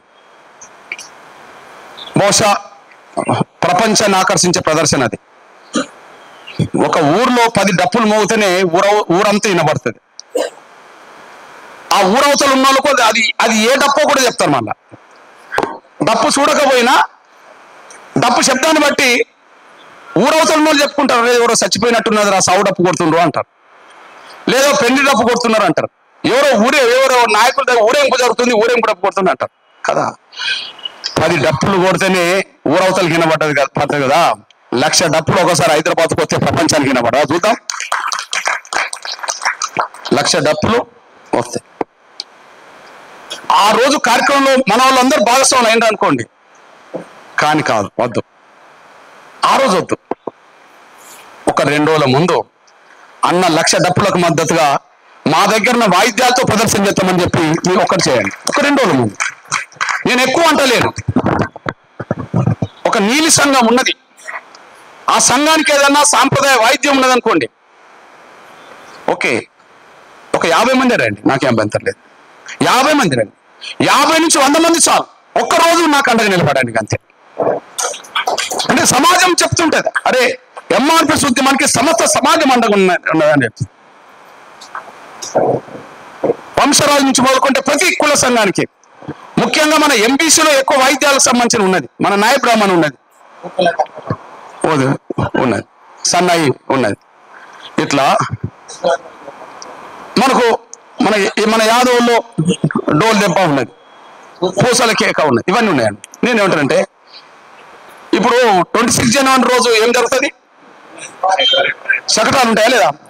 అందులో ప్రతి కుల సంఘానికి ఒక శకటము, దాని ముందు ఒక 50 మంది వాయిద్యాలు వెళ్ళుకుంటూ వెళ్తాం. 50 మంది చాలు.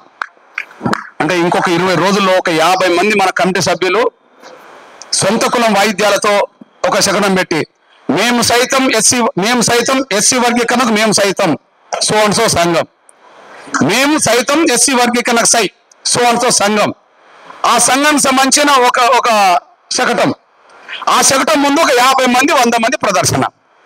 మీకు చెప్పాలంటే ఒక 100 కుల సంఘాలు గట్లా ప్రదర్శన రోడ్డు మీద చేస్తే ఎట్లుంటుందో ఒకసారి చూడండి. 100 కుల సంఘాలు.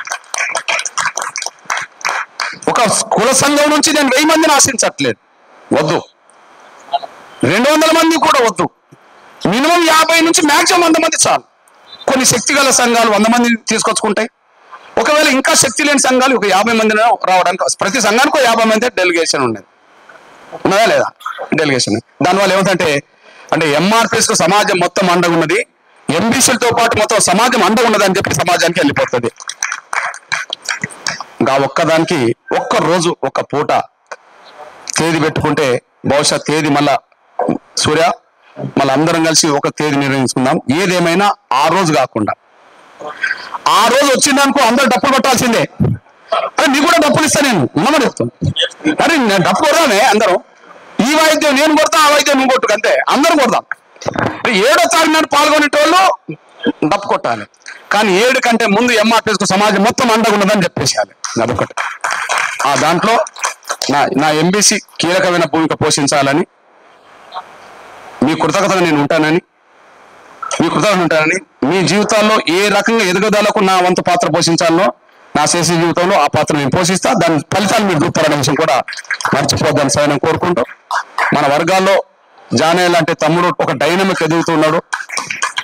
పృథ్వీరాజ్ మన వర్గాల్లో కొంత ఒక సామాజిక స్పృహ గల బాధ్యత గల నాయకుడిగా, బీటల్ అదే సమయంలో మన మైనార్టీ వర్గం నుంచి ఇస్మాయిల్, ఇప్పుడు మన పేద వర్గాల నుంచి బలంగా ఎదుగుతున్న నాయకుడు మనకు మల్లన్న, ఇట్లాంటి మల్లన్న, ఇట్లాంటి శక్తులు ఎదుగుతున్నప్పుడు ఎదుగుతున్న శక్తులకు ఉన్నత వర్గాలకు సవాల్ ఇసే శక్తులకే సమస్యలు వస్తాయి. మనలో రాజీ పడే వాళ్ళకి సమస్యలు రావు, పదవులు వస్తాయి. మనలో రాజీ పడే వాళ్ళకి సమస్యలు రావు, పదవులు వస్తాయి. యుద్ధం చేసే వారికి సమస్యలు వస్తాయి. యుద్ధం చేసే వాళ్ళకి సమస్యలు వచ్చినప్పుడు మాత్రమే మనం ఎక్కువ అండగా నిలబడాలని నేను సవినంగా విజ్ఞప్తి చేస్తున్నాను. రాజీపోయేటోళ్ళకి సమస్యలు ఏమవుతాయి చెప్పండి? వాళ్ళు బాగానే బతుకుతారు, ఎక్కడికి పోయినా పదవులు వస్తాయి. వాళ్ళు బాగానే బతుకు, ఎక్కడికి పోయినా పదవులు వస్తాయి. కానీ యుద్ధం చేసే సమస్యలు వస్తాయి. మనం ఒకరినొకరు తోడు ఉండాల్సింది. యుద్ధంకి నాయకత్వం వహించే శక్తులు మన వాళ్ళు ఎవరు ఉన్నా కూడా, ఏ పేర్లు ఉన్నా కూడా, ఆ శక్తులకు తోడ్పాటు అందించడం నా బాధ్యత కాదు, మనందరి బాధ్యత అనేసి కూడా మర్చిపోదని నేను సవినంగా కోరుకుంటూ, అప్పుడు తమ్ముడు జానయ్య లాంటి తమ్ములను, పృథ్వీరాజుల తమ్ములను, విటలు, అదే సమయంలో మల్లన్న, ఇంకా కొత్తగా ఎదుగుతున్న లీడర్షిప్ మన ఎంపీసీలో ఎవరైతే లీడర్లు ఉన్నారో, నేను భవిష్యత్తులో చెప్తున్నా, ఇక్కడ నుండి చట్టసభలకు వెళ్ళే వాళ్ళని తయారు చేసే బాధ్యత కూడా నేను తీసుకుంటాననేసి కూడా, ఇక్కడ నుండి చట్టసభలకు వెళ్ళే వాళ్ళని కూడా తయారు చేయడానికి, నేను కోఆపరేషన్ చేయడానికి, నా వంతు పాత్ర పోషించడానికి, నా మాట చెప్పడానికి కూడా నేను సిద్ధంగా ఉన్నా. ఒక్కరోజు ఈ జాతి చేసే ఉద్యమానికి ఒక్కరోజు సమయం వెచ్చించండి, మీ పాత్ర పోషించండి అని చెప్పి కోరుతూ, ఆ ఒక్కరోజు వెచ్చిస్తారని ఆశిస్తూ ముగిస్తున్నాను. ధన్యవాదాలు.